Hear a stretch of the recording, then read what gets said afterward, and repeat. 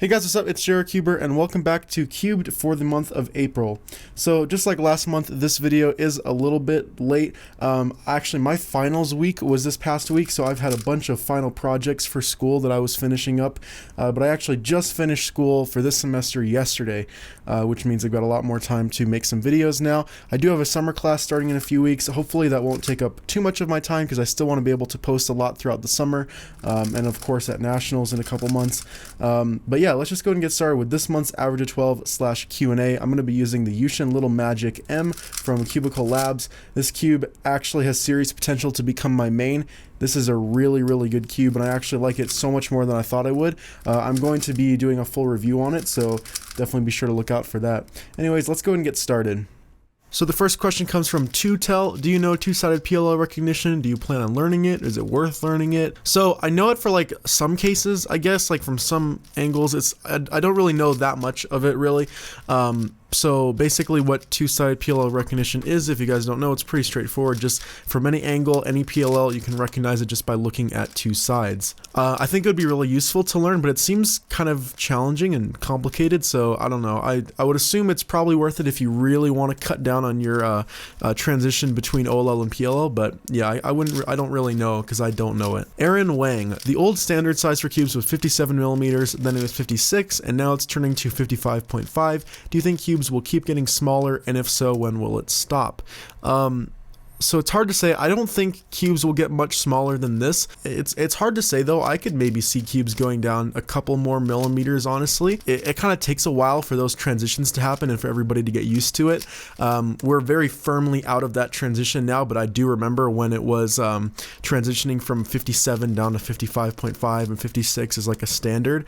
And it did feel kind of weird for me and I didn't really like it, but now I'm very used to it, so who knows what could happen. Ben Noir, something like that. Would you rather be the best in the world at one event and be bad at all the others, or be okay at all the events? So I would actually rather be okay at all events, and it kind of depends on how you define okay, like whether or not that's a ranking or a time or something like that. But I just feel like competing wouldn't be that fun if you could really only do one event and then not be able to do any other event. It seems like it'd be more fun to be able to go to nationals, say, and compete in everything.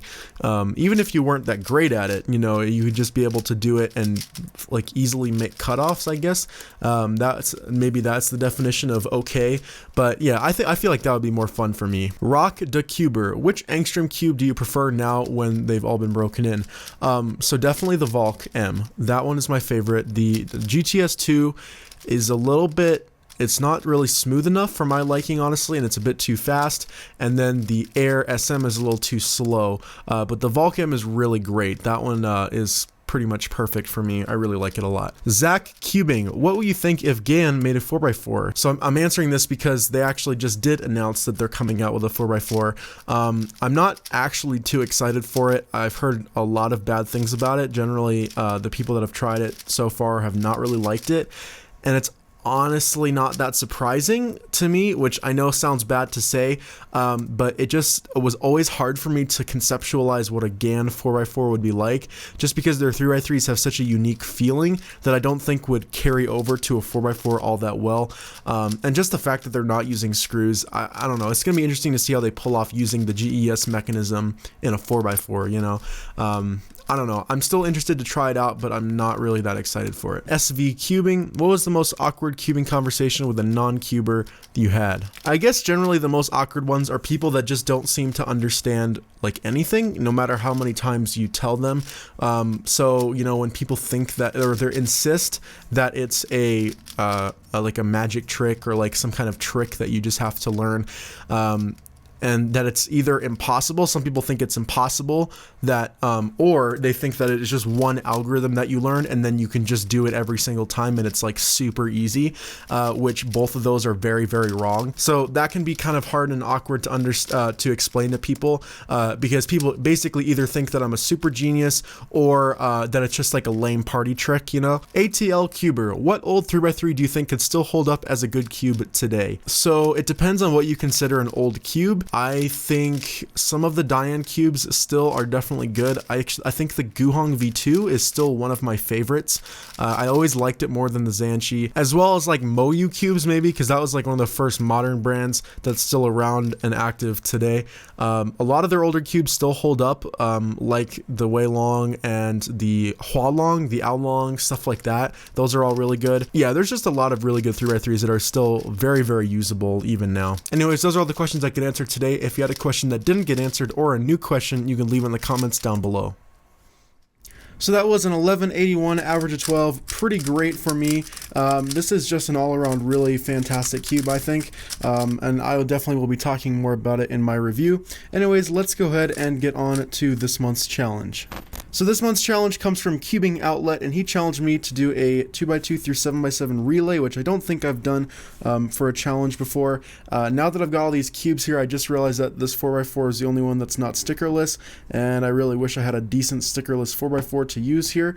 But yeah, I'll just run through the cubes that I'm going to be using. So I'll have the GAN 249 V2, the cube I just used, the Little Magic M, the Wuchui M, the Wushuang M, the Yushin Red M, and the Wuji. I don't know if this one I don't think is the magnetic one, but I kind of like my non-magnetic one more because it's been solved more. I don't do enough 7x7, so my magnetic one isn't really broken in that well. Anyways, I'm going to scramble all these up and get started.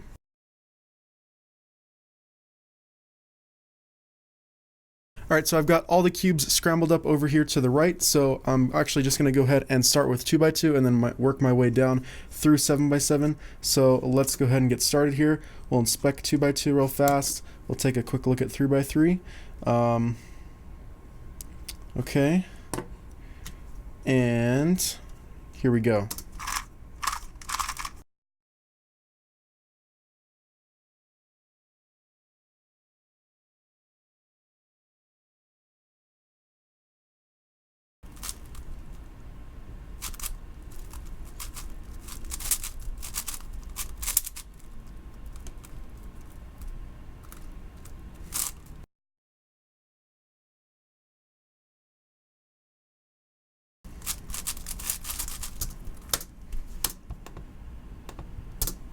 Oh, that was annoying. I didn't realize that pop-up had blocked my ability to stop the timer, but there we go. I got 11:43, which I don't think is too bad. I don't know. I've never really timed a 237 relay for me, but that's pretty much what I was expecting based on just how bad I am at big cubes. So Cubing Outlet actually got about 9 minutes and 40 seconds, so he beat me pretty much by 2 whole minutes, which is pretty sad on my part. But anyway, big congrats to him for winning that challenge by such a landslide. Anyways, that's about it for this month's challenge. If you guys like to submit a challenge for next month, all you have to do is record a video of yourself doing the challenge and then leave a link to that video in the comments down below. Anyways, that's about it for this month's challenge. Alright, so on to cubing news. We're going to go through all of the cubes that were released this month as well as world records. So starting off with new releases, we have the Chi Clover Cube Plus, which is a limited edition version. It only comes in transparent stickerless. So this one is a modification of the Clover Cube that allows it to move like a 2x2 as well. This is one that I'm really interested in getting. I might actually end up buying it. Even though it's pretty expensive, it is limited edition and I'm kind of a sucker for limited edition puzzles, so I'll probably pick it up. Next up we have the Z Maze 3x3. So this is a really old sticker mod. Actually, I used to have a sticker mod like this, but it didn't have colors on it. It was just all yellow, so you had to solve it by the maze. This one has colors, which kind of defeats the purpose, but the all yellow one that I used to have actually was the hardest sticker mod I'd ever solved. I actually don't think I ever solved it. So then we have the Z Rainbow 3x3, which reminds me a lot of a really old sticker scheme that CubeSmith sold. I can't remember what it was called though. If you guys remember, let me know. Then we have the Qi Jing 7x7 and the Qi Jing 7x7S. So one of them comes in black and white, the other one is just stickerless. I'm sure there's nothing else different between them. So this is a budget 7x7, so it's only $16, which is not bad at all. Then we have the Shangshao Legend Pyraminx. Then we've got the Cube Style Carbon Fiber Square 1, the Lifun Carbon Fiber Pyramorphix, and the 1x3x3 fidget spinner. So this is basically a fidget spinner that is also functional as a 1x3x3. I actually really want this, even though fidget spinners are not popular anymore. I've been really wanting a functional fidget spinner for the collection, and so I'm probably gonna have to pick this up. Next up, we've got one that it's been really highly anticipated for me, at least, which is the Shengshao Petaminx. So we finally have a flat-faced Petaminx. I really hope to get one to finish out the Shengshao Big Minx collection that I have. I have all the Shengshao Big Minx puzzles, and this is basically the last one. Hopefully they keep going now and we get an Examinx. That would be really, really cool. But yeah, I just think this puzzle looks really awesome, and I can't wait to check it out and actually have a nice turning Petaminx in the collection. Then we've got the Yushin Huanglong 3x3 and 3x3M that are still on pre-order right now, but I will be getting these really, really soon and making all sorts of videos about them. I've heard great things about it so far. I'm really excited to check it out. So the Huanglong is the same name as their big cubes, so now they have a 3x3 version of that.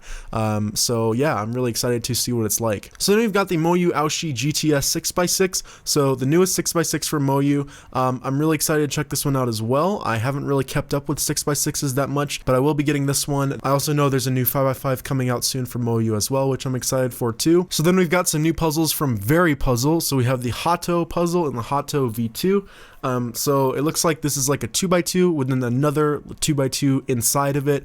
Looks pretty weird, but also looks kind of interesting. I don't have really any of those weird turning, weird moving Very puzzles, so kind of want it. And then the V2 looks like it just has some stickerless parts instead of black. I don't know if there's any other differences. Then we have the actual name brand 3x3x1 fidget spinner from Chi. So the other one was just a knockoff, I guess.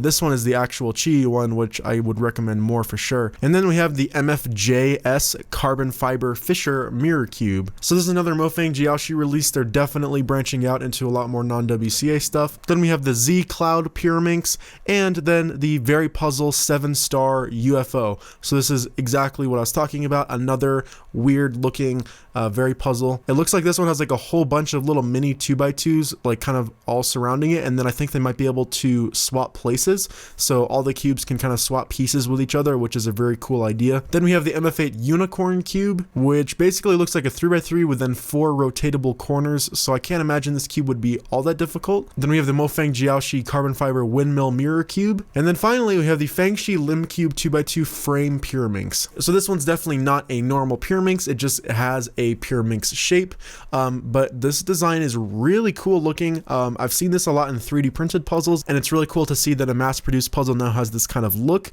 It looks like it's an edge-turning puzzle, which is also cool. I can't imagine it would be that tricky, but I actually don't really know all of the ways that it functions. It's definitely edge-turning, but it's got to be able to move in another way in order to scramble. So yeah, I'd be very curious to see what it's like.